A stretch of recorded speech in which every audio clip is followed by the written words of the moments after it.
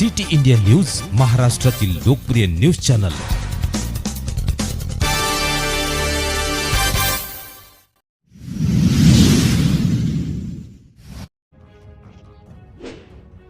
माननीय प्रधानमंत्री नरेंद्र मोदी RSS दफ्तरला भेट। माननीय पंतप्रधान नरेंद्र मोदीजी, सरसंघचालक परमपूज्य डॉक्टर मोहन भागवतजी आणि माननीय केंद्रीय मंत्री नितीन गडकरीजी यांच्या समवेत स्मृती मंदिर, रेशीमबाग, नागपूर येथे राष्ट्रीय स्वयंसेवक संघाचे आद्य सरसंघचालक परमपूज्य डॉक्टर केशव बळीराम हेडगेवारजी आणि द्वितीय सरसंघचालक परमपूज्य गोडवलकर गुरुजी यांना पुष्पांजली अर्पण करून विनम्र अभिवादन केले।